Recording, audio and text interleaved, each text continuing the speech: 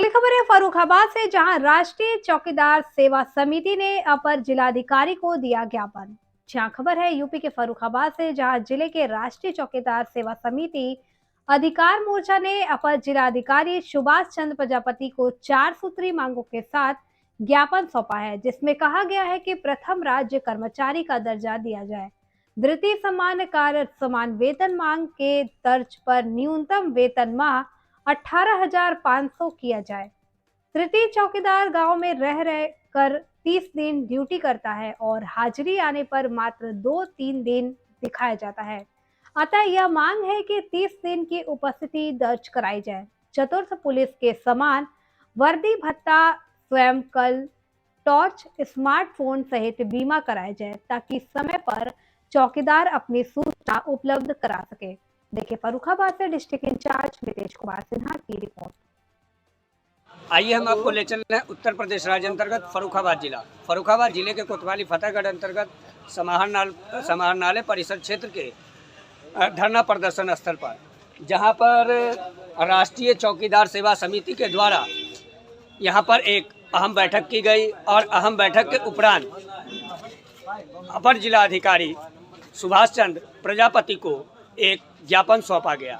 हम जानेंगे यह ज्ञापन किन मुद्दों पर दिया गया है और ज्ञापन देने के पीछे इन चौकीदार भाइयों का क्या उद्देश्य है। जैसा कि अभी ज्ञात हो रहा है कि अब से कुछ मिनटों पहले आपने अपर जिला अधिकारी सुभाष चंद्र प्रजापति को एक ज्ञापन सौंपा है। यह ज्ञापन किन मुद्दों पर दिया गया है? हमने ज्ञापन इस मुद्दों पर दिया है सर, हमारी मांगे हैं ये 2500 रुपये सर हमें मिलते हैं और थाने पर हमसे 4 ड्यूटी लिए जाती हैं और गांव में रहकर हमारी 30 दिन की उपस्थिति दर्ज कराई जाए और हमारे चौकीदारों से गलत सलत काम भी अधिकारी लोग लेते हैं। इसलिए हम जो है अपनी आवाज़ बुलंद करने के लिए यहाँ आए हैं और हमारा मांग पत्र है कि हमें उसका क्या नाम, राज कर्मचारी का दर्जा, न्यूनतम वेतन, न्यूनतम सम्मान, ये सब हमें दिया जाए। सम्मान एक करा जाए जो एक सम्मान होता है, वर्दी भत्ता, टार्च और राष्ट्रीय कर्मचारी का दर्जा। इसके लिए हम अपना यहाँ ज्ञापन देने हैं अभी शांतिपूर्ण। आगे हम और कोई सभा बनाएंगे तो आगे हम बड़े मीटिंगें करने के लिए जा रहे इच्छुक हैं। सरकार ने हमसे वादा करा है लेकिन अभी हमारा कोई काम नहीं हुआ है। दिल्ली जंतर मंतर में गए थे, वहाँ से लेटर पैड आया लेकिन अभी कोई सुनवाई नहीं हुई। लिहाजा 30 तारीख का हम समय देखकर फर्रुखाबाद की धरती पर अपनी आकर हमने एडीएम साहब को ज्ञापन सौंपा है शांतिपूर्ण। जैसा कि आपने कहा कि अधिकारियों के द्वारा गलत सलत काम लिए जाते हैं, आखिर वह गलत सलत काम कौन से हैं? यही थाने में रह के बहुत से चौकीदारों अधिकारी लोग बहुत से हैं जो जिले में रह के झाड़ू बर्तन किसी कराते हैं, किसी कुछ कराते हैं। हमारे चौकीदार भाई सीधे हैं जो नहीं कर पाते हैं। इसलिए हम यही बात अपनी रख रहे हैं और जो चौकीदार का सम्मान काम है, सम्मान काम कराया जाए। सरकारी काम के लिए हम तैयार हैं। तो जैसा कि आप लोगों ने अभी ज्ञापन सौंपा, तो ज्ञापन सौंपने के दौरान जो अपर जिलाधिकारी हैं सुभाष चंद्र प्रजापति ने क्या आश्वासन दिया? उन्होंने आश्वासन दे दिया कि आपकी मांगों के लिए हम सरकार तक भिजवाएंगे, जरूर कोशिश करेंगे। तो आप देख रहे हैं कि किस प्रकार से चौकीदार, आज से कुछ वर्षों पूर्व यही चौकीदार लोग थे जिनके चौकीदारी पर ग्राम क्षेत्र की सुरक्षा व्यवस्था धरी रहती थी, लेकिन आज वही चौकीदार अपने परिवार का भरण पोषण के लिए, गुजारा भत्ता लेने के लिए दर दर भटक रहे हैं।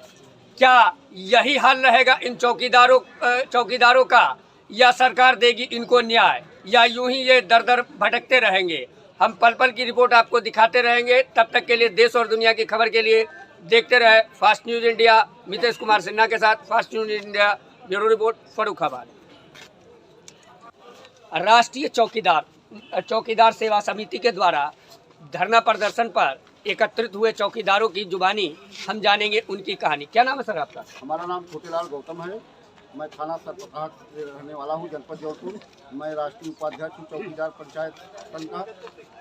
मैं आज यहाँ फर्रुखाबाद की धरती पर आया हूँ चौकीदारों की समस्या को लेकर के। चौकीदारों को निरंतर 100 सालों से इनको बेगारी कराया जाता है। इनका जो है मूल वेतन, सामान वेतन नहीं लागू कराया जा रहा है। सरकार हम लोगों को बार बार अनुशासन देती है लेकिन हम लोगों की एक भी नहीं सुनवाई की जा रही है। इसी संबंध में आज हम लोग फर्रुखाबाद की धरती पर अपना संघनाद के तौर पर मीटिंग किया गया है। अगर हम लोगों के वेतन को जनवरी से पहले हम लोगों का सामान वेतन 18,500 लागू नहीं किया गया तो 18,500 लागू करें, वरना कुर्सी खाली करें। यह नारा हम लोगों का रहेगा। आप कह रहे हैं कुर्सी खाली करें, आखिर कौन लोग हैं जो जिनको आप कुर्सी खाली करने के लिए कह रहे हैं? सरकार को, सरकार में राज्य सरकार या केंद्र सरकार के लिए? राज्य सरकार को, राज्य सरकार को हमको पावर है। राज्य सरकार में हम लोगों ने कहा है या तो कुर्सी खाली करें या 18,500 नहीं लागू करें, जैसे अन्य प्रदेशों में है, बिहार में है, आपके हरियाणा में है, केवल यूपी में नहीं किया गया। अन्य प्रदेशों में चौकीदारों को 18,000 के लगभग वेतन है। यहाँ हम लोग केवल 2500 रुपये में 30 दिन की ड्यूटी कराई जाती है, ऊपर से बेगारी भी कराया जाता है, गंदे से कार्य कराए जाते हैं। हमारा चौकीदार इसके शर्म के मारे पब्लिक में अपनी अथॉरिटी को नहीं रख पाता। पब्लिक हम लोगों को देख करके हंसती है। यही है चौकीदार जो गंदा नाला साफ कर रहा है, चड्डी साफ कर रहा है, गाड़ी साफ कर रहा है। इतने भंगी जैसे कार्य कराए जाते हैं। चौकीदारों का सर्व जनता के बीच में झुक जाता है। आपराधिक गतिविधियों की रिपोर्ट सही समय नहीं दे पाते। यह हमारे प्रशासन, पुलिस प्रशासन की जिम्मेदारी बनती है। चौकीदारों का अगर सम्मान करते तो आज इस तरह व्यवस्था पूरे देश में नहीं होती। आप जैसा कि दो शब्द आपने कहा कि राज्य सरकार कुर्सी छोड़ दे, कौन से राज्य की राज्य सरकार को आप कुर्सी छोड़ने के लिए कह रहे हैं? उत्तर प्रदेश के हम हैं, हम उत्तर प्रदेश के चौकीदार हैं, हम भुखमरी के कागार पर हैं। हम यूपी सरकार के बारे में केवल बात कर रहे हैं। जैसा कि आपने कहा कि गंदे संदे भी कार्य करा रहे हैं, इसका क्या तात्पर्य है? इसका तात्पर्य है हम लोगों के, हमारा मैनुअल है पुलिस रेगुलेशन अध्याय 9 का पैरा 90 जो एक्ट बना है, उसमें हम लोगों को केवल थाने पर 15वें रोज सूचना देने के लिए जाना पड़ता है और सूचना के बाद रवानगी हो तुरंत और हमको आमद करें, हम फिर रवानगी हो गांव के लिए। मेरी ड्यूटी 15 दिन की ड्यूटी गांव में होती है। गांव की जो भी गतिविधियां हो वो थाने तक पहुंचाया जाए, लेकिन थाने पर हम लोगों को 24 घंटा रोकते हैं और कार्य कराते हैं गलत ढंग से। जैसा कि आप कह रहे हैं गांव में 15 दिनों की ड्यूटी आप लोगों की होती है, तो वह ड्यूटी काल क्या से क्या होती है? वो ड्यूटी काल गांव में कोई आदमी मरता है, लेकिन मृत होती है, उसका लेखा जोखा करें। कोई बच्चा पैदा होता है तो उसको नोट करें। गांव में कोई आपराधिक तत्व आ रहे हैं, उसकी रिपोर्ट जो है थाने पर तुरंत अपने सचिव महोदय, यही मेरी ड्यूटी है। गांव में अवैध ढंग से कोई दारू बेच रहा है, कोई गांजा बेच रहा है, कोई माफिया आके बैठ रहा है, तो चौकीदार की जिम्मेदारी होती है कि अपनी इस बात को अपने थानेदार को ले जाकर सूचना सही दे, उस पर थानेदार अमल होकर कार्रवाई करें। तो जिस प्रकार से आप लोग सूचना एकत्रित करके अधिकारियों को सौंपते हैं, उसके बावजूद आप लोगों का जैसा कहना है कि अधिकारी उसके बावजूद आपका शोषण करते हैं, तो शोषण के रूप में आखिर कितने वेतन अभी वर्तमान में आपको सरकार मुहैया करा रही है जिससे आप संतुष्ट नहीं हैं? हम लोगों को इस समय 25 रुपये मिलता है, जबकि एक नरेगा का मजदूर का दिहाड़ी जो होता है 230 रुपये सरकार द्वारा की गई है। लेकिन हम लोग 83 रुपये में कैसे एक दिन के वेतन कैसे गुजर कर रहे हैं हम ही लोग जान रहे हैं। हम लोगों के ना बच्चे कायदे से पढ़ पा रहे हैं, बहु बेटियाँ का उनका शिक्षा, कपड़ा लत्ता, खान पीन, कोई व्यवस्था हम लोग सुचारू रूप से नहीं कर रहे हैं। हम लोग भुखमरी के कागार पे दर भटक रहे हैं। इसलिए हम लोग सरकार से बार बार मांग कर रहे हैं कि हमारा सामान्य कार्य समान वेतन लागू किया जाए। एक चीज, हमको राजकर्मचारी दर्जा दें चाहे ना दें, लेकिन हमारा सामान्य कार्य समान वेतन लागू कर दें। जो उन्होंने कहा था कि हमारी सरकार बन जाएगी तो हम सामान्य कार्य और समान वेतन आप लोगों को देंगे, यूपी के चौकीदारों को, और सभी को वर्दी दें, सभी को वर्दी दें। वर्दी देने सरकार वर्दी दे, जिससे हम पहन कर अपने सही काम कर सकें।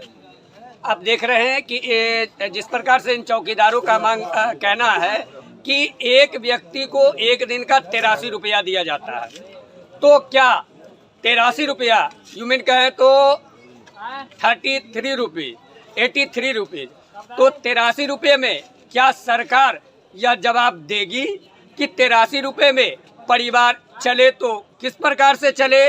और अगर 83 रुपये में परिवार चलाने की बात है तो जो वर्तमान सरकार है वह अपना ही घर 83 रुपये में चला कर दिखाए तो शायद ये चौकीदार भी उस बात पर एग्री हो जाएंगे कि 83 रुपया उनके लिए जायज है।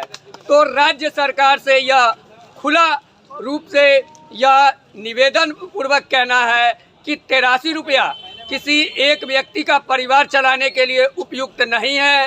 तो इन वेतन भत्ते को जिस प्रकार से चौकीदार लागू करने की मांग कर रहे हैं वह हो अथवा न हो ये तो बात की बात है, लेकिन उतना वेतन अवश्य इन लोगों को मिलना चाहिए जिससे इनका गुजर बसर उपयुक्त रूप से हो सके। हम पल पल की रिपोर्ट आपको दिखाते रहेंगे। तब तक के लिए देखते रहें फास्ट न्यूज इंडिया। विदेश कुमार सिन्हा के साथ fast news India, bureau report, Farrukhabad. जय हिंद।